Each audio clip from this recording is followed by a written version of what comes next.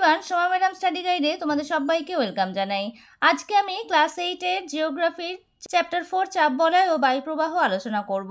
এই অধ্যায়টা আমি লাইন ওয়াইজ আগে আলোচনা করে দিয়েছি, আমি ডেসক্রিপশনে ভিডিও লিঙ্কটা শেয়ার করে দেবো, তোমরা দেখে নেবে। আজকে আমি পেজ ওয়াইজ যে ইম্পর্টেন্ট প্রশ্নগুলো সেগুলো আলোচনা করে দেবো, বইভিত্তিক যে প্রশ্নগুলো ইম্পর্টেন্ট সেগুলো আমি বলে দেবো। ভিডিওটা স্কিপ না করে শেষ পর্যন্ত দেখতে থাকো, না হলে ইম্পর্টেন্ট প্রশ্নগুলো মিস করে যাবে। ভিডিওটা বেশি থেকে বেশি লাইক শেয়ার করে নেবে, আর আমার চ্যানেলে নতুন হয়ে থাকলে চ্যানেলটা সাবস্ক্রাইব করে নেবে, আর পাশে থাকা বেল আইকনটা অবশ্যই প্রেস করে নেবে, যাতে আমি চ্যানেলে নতুন ভিডিও আপলোড করার সাথে সাথে নোটিফিকেশন সবার আগে তোমাদের কাছে পৌঁছে যায়। তাহলে চলো শুরু করা যাক। দেখো, চাপ বলয় ও বায়ুপ্রবাহ। তাহলে প্রথমে চাপ বলয় ও বায়ুপ্রবাহ কাকে বলে এটা জেনে নিতে হবে। বায়ুচাপ বলয় কাকে বলে? ভূপৃষ্ঠে দেখো কোথাও বায়ুচাপ কম, আবার কোথাও বায়ুচাপ বেশি। এই নিম্নচাপ বা উচ্চচাপ ভূপৃষ্ঠকে এক একটি অঞ্চলে ভাগ করে একটা বলয়ের মতো ঘিরে রেখেছে, এদেরকে বায়ুচাপ বলয় বলা হয়। এখানে দেখো তোমাদের সংজ্ঞাটা ভালোভাবে দেওয়া আছে, এটা তোমরা মার্ক করে নাও। এখান থেকে এই পর্যন্ত ব্র্যাকেট করে নাও। পৃথিবী পৃষ্ঠের ওপর নির্দিষ্ট দূরত্বে সমধর্মী বায়ুস্তর অনুভূমিকভাবে প্রায় হাজার কিলোমিটার জুড়ে পুরো পৃথিবীকে কয়েকটা বলয়ের আকারে বেষ্টন করে আছে, একে বায়ুচাপ বলয় বলা হয়। বায়ুচাপ বলয়ের শ্রেণী বিভাগ: 7টি বায়ুচাপ বলয় রয়েছে। একটা হচ্ছে নিরক্ষীয় নিম্নচাপ বলয়, কর্কটীয় উচ্চচাপ বলয়, মকরীয় উচ্চচাপ বলয়, সুমেরুবৃত্ত প্রদেশীয় নিম্নচাপ বলয়, কুমেরুবৃত্ত প্রদেশীয় নিম্নচাপ বলয়, সুমেরু উচ্চচাপ বলয় আর কুমেরু উচ্চচাপ বলয়। তাহলে এই বায়ুপ্রবাহের যে বলয়গুলো রয়েছে, এই চাপ বলয়গুলো যে রয়েছে, এই চাপ বলয়কে কয়টি ভাগে ভাগ করা যায়, তাহলে চাপ বলয় কাকে বলে এবং পৃথিবীর চাপ বলয়গুলো চিত্রসহ আলোচনা করো, এই ধরনের বড় প্রশ্ন তোমাদের আসে। তাহলে প্রথমে দেখো, নিরক্ষীয় নিম্নচাপ বলয় অবস্থানটা তোমাদের লিখতে হবে। নিরক্ষরেখা দুপাশে 0 ডিগ্রি থেকে 5 ডিগ্রি অক্ষরেখা পর্যন্ত বিস্তৃত অঞ্চল হচ্ছে নিরক্ষীয় অঞ্চল, আর এই অঞ্চলেই এই বায়ুচাপ বলয় অবস্থান করে। এখানে তোমার বৈশিষ্ট্যগুলো আলোচনা করতে হবে। নিরক্ষীয় অঞ্চলে সারা বছর সূর্যরশ্মি লম্বভাবে পড়ে, ফলে এখানকার বায়ু সারা বছর উষ্ণ থাকে। এই অঞ্চলের স্থলভাগের তুলনায় জলভাগ বেশি থাকে, উষ্ণ বায়ুর জলীয় বাষ্প ধারণ ক্ষমতা বেশি হয়, আবার উষ্ণ বায়ুর ঘনত্ব কম বলে এইটি হালকা হয়। এই হালকা জলীয় বাষ্প বায়ু প্রসারিত হতে হতে উপরের দিকে ওঠে। এই ঊর্ধ্বগামী বায়ু পৃথিবীর আবর্তন গতির কারণে নিরক্ষরেখা থেকে উত্তর ও দক্ষিণে ছিটকে যায়, ফলে এই অঞ্চলে বায়ুর পরিমাণ কমে যায়। তাহলে নিরক্ষীয় নিম্নচাপ বলয়ের ওই বৈশিষ্ট্যগুলো তোমরা এখান থেকে লিখে নিতে পারো। এর পরের পেজে চলে আসো, নিরক্ষীয় শান্ত বলয়। তাই নিরক্ষীয় শান্ত বলয় কাকে বলে তোমরা এখান থেকে এতটা ব্র্যাকেট করে নাও। নিরক্ষীয় অঞ্চল বরাবর উষ্ণ ও হালকা বায়ু সোজা উপরের দিকে উঠে যাওয়ায় এখানে বায়ু ঊর্ধ্বমুখী স্রোত লক্ষ্য করা যায়। ভূপৃষ্ঠের সমান্তরালে কোনো বায়ু প্রবাহিত হয় না, ফলে এখানে বায়ুর কোনো চলাচল বোঝা যায় না, শান্তভাব বিরাজ করে, তাই এই অঞ্চলের নাম নিরক্ষীয় শান্ত বলয়। প্রাচীনকালে এই অঞ্চলের ওপর দিয়ে জাহাজ চালানোর সময় জাহাজগুলো প্রায় থেমে যেত। নাবিকরা এই অঞ্চলের নামকরণ করেন ডোলড্রামস, অর্থাৎ যার অর্থ হচ্ছে শান্তাবস্থা। এটা তোমরা আন্ডারলাইন করে নাও, এটা হচ্ছে শর্ট কোশ্চেন হিসাবে বা শূন্যস্থান হিসাবে আসতে পারে। এরপর দেখো, কর্কটীয় মকরীয় অঞ্চল। একটা হচ্ছে কর্কটীয় উচ্চচাপ বলয়, একটা হচ্ছে মকরীয় উচ্চচাপ বলয়। তাহলে এই কর্কটীয় মকরীয় উচ্চচাপ বলয়ের বৈশিষ্ট্যগুলি কি কি দেখো। কর্কটীয় মকরীয় উচ্চচাপ বলয়ের অবস্থানটা দেখো, উত্তর ও দক্ষিণ গোলার্ধে 25 ডিগ্রি থেকে 35 ডিগ্রি অক্ষরেখার মধ্যবর্তী অঞ্চল যথাক্রমে কর্কটীয় মকরীয় অঞ্চল নামে পরিচিত। এই দুই অঞ্চলে দুটি বায়ুচাপ বলয়ের সৃষ্টি হয়েছে। নিরক্ষীয় শান্ত বলয়ের মতো এই দুটি অঞ্চল যথাক্রমে কর্কটীয় শান্ত বলয় ও মকরীয় শান্ত বলয় নামে পরিচিত।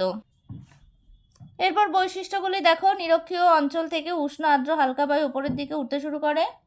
এই ঊর্ধ্বগামী বায়ুর উষ্ণতা ক্রমশ কমতে থাকে, বায়ু ঠান্ডা ভারী হয়ে ওঠে এবং ঘনত্ব বেড়ে যায়। নিরক্ষীয় মেরু অঞ্চলে এই ঊর্ধ্বগামী বায়ু পৃথিবী আবর্তনের ফলে বিক্ষিপ্ত হয়। এই বিক্ষিপ্ত শীতল ভারী বায়ু কর্কটীয় মকরীয় অঞ্চলে নেমে আসে, আবার দুই মেরু থেকে ঠান্ডা ও শুষ্ক বায়ু নিচের দিকে নেমে আসে দুই ক্রান্তীয় অঞ্চলে অবস্থান করে।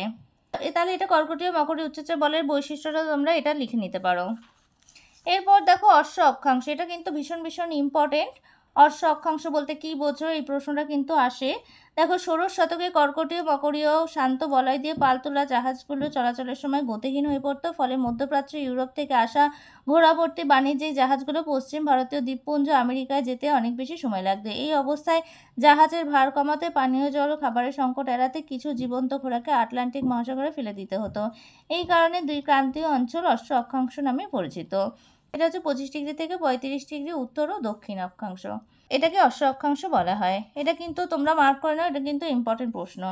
এরপর দেখো, মেরুবৃত্ত প্রদেশীয় অঞ্চল। মেরুবৃত্ত প্রদেশীয় অঞ্চলের অবস্থান হচ্ছে উত্তর গোলার্ধে 60 ডিগ্রি থেকে 70 ডিগ্রি অক্ষরেখার মাঝের অঞ্চল, অর্থাৎ সুমেরুবৃত্ত ও কুমেরুবৃত্ত বরাবর দুটি চাপ বলে অবস্থান করে। এই দুটি চাপ বলে উত্তর গোলার্ধে সুমেরুবৃত্ত প্রদেশীয় চাপ বলয় ও দক্ষিণ গোলার্ধে কুমেরুবৃত্ত প্রদেশীয় চাপ বলয় নামে পরিচিত।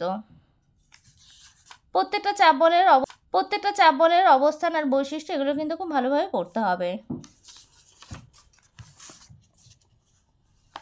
এর পরের পেজে চলে আসো। দেখো সুমেরু ও কুমেরুবৃত্ত প্রদেশীয় নিম্নচাপ বলয়ের বৈশিষ্ট্যগুলো দেখো। দুই গোলার্ধের মেরু অঞ্চলের তুলনায় পার্শ্ববর্তী মেরুবৃত্ত প্রদেশীয় অঞ্চলে উষ্ণতা বেশি হয়, ফলে এই অঞ্চলের বায়ু হালকা হয়ে ওপরে ওঠেও প্রসারিত হয়। এই ঊর্ধ্বগামী বায়ু পৃথিবীর আবর্তনের কারণে উত্তর ও দক্ষিণ দিকে বিক্ষিপ্ত হয়ে উত্তর গোলার্ধের ক্রান্তীয় ও মেরু অঞ্চলের দিকে নেমে আসে। অর্থাৎ উত্তর গোলার্ধের সুমেরুবৃত্ত প্রদেশীয় অঞ্চল থেকে ঊর্ধ্বগামী বায়ু উত্তরে বিক্ষিপ্ত হয়ে সুমেরু অঞ্চলে নেমে আসে, আবার দক্ষিণে বিক্ষিপ্ত কর্কটীয় অঞ্চলে নেমে আসে। ফলে দুই মেরু প্রদেশীয় অঞ্চলে বায়ুর পরিমাণ কমে ও ঘনত্ব হ্রাস পায়।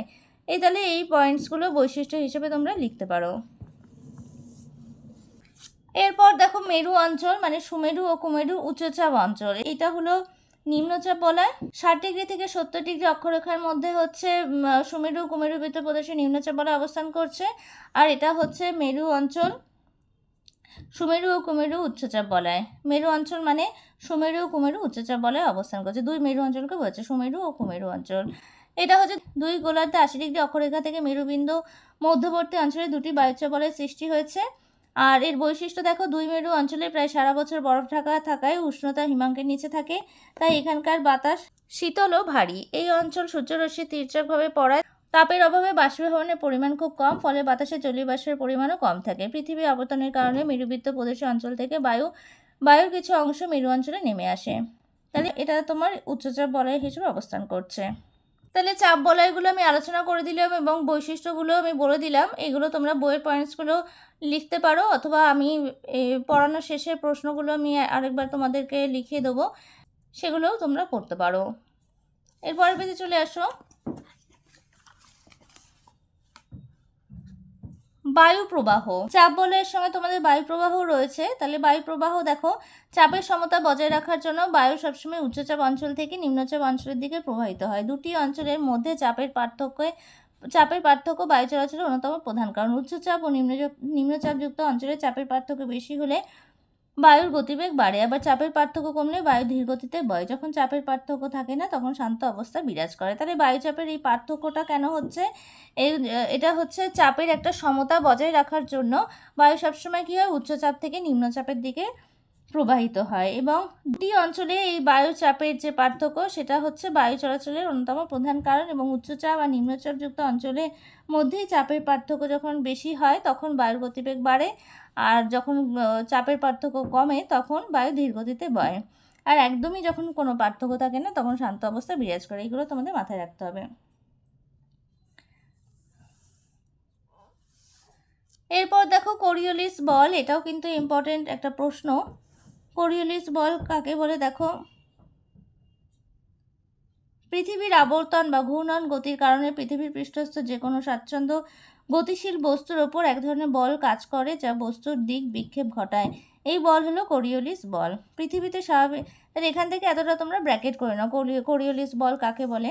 পৃথিবীতে স্বাভাবিকভাবে চলাচলকারী বাতাস ও সমুদ্র স্রোতের ওপর সাধারণত এই বল কাজ করে। এই কোরিওলিস বলের কারণে উচ্চচাপ থেকে নিম্নচাপ অঞ্চলের দিকে সবসময় নিম্নচাপের দিকে চলাচলের সময় বায়ু সোজা পথে প্রবাহিত হয় না। উত্তর গোলার্ধে বায়ু তার প্রবাহের ডান দিকে বেঁকে ও দক্ষিণ গোলার্ধে তার প্রবাহের বাঁ দিকে বেঁকে চলাচল করে।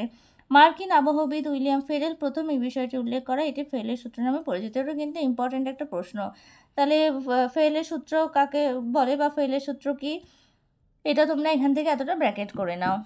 তাহলে বায়ু যখন কোরিওলিস বলের কারণে উচ্চচাপ থেকে নিম্নচাপ অঞ্চলের দিকে চলাচলের সময় সোজা পথে প্রবাহিত হয় না, একটু বেঁকে প্রবাহিত হয়, একটু বেঁকে চলাচল করে। সেটা হচ্ছে উত্তর গোলার্ধে বায়ু তার প্রবাহের ডান দিকে বেঁকে এবং দক্ষিণ গোলার্ধে বায়ু তার প্রবাহের বাঁ দিকে বেঁকে চলাচল করে। আর মার্কিন আবহবিদ উইলিয়াম ফেরেল এই বিষয়টা প্রথম উল্লেখ করেন বলে এটা ফেরেলের সূত্র নামে পরিচিত। এরপরের পেজে চলে আসো। এখানে দেখো 22 বেল্টের সূত্র, এটাও কিন্তু ইম্পর্টেন্ট। ডাচ আবহবিদ বাইস বেল্ট 1857 সালে বায়ুচাপের পার্থক্য ও বায়ু প্রবাহের মধ্যে সম্পর্কে উল্লেখ করেন। তার মতে উত্তর গোলার্ধে বায়ু যেদিক থেকে প্রবাহিত হয় সেদিকে পিছনে ফিরে দাঁড়ালে ডান দিকে বায়ুর উচ্চচাপ এবং বাঁ দিকে নিম্নচাপ হয়। দক্ষিণ গোলার্ধে এর ঠিক বিপরীত অবস্থা দেখা যায়। এটাই হচ্ছে বাইস বেল্টের সূত্র। এটাও তোমরা ব্র্যাকেট করে না, এটা কিন্তু ইম্পর্টেন্ট প্রশ্ন। তাহলে আজকে আমি এই পর্যন্ত তোমাদের এই বাইস বেল্টের সূত্র এই পর্যন্ত আলোচনা করে দিলাম।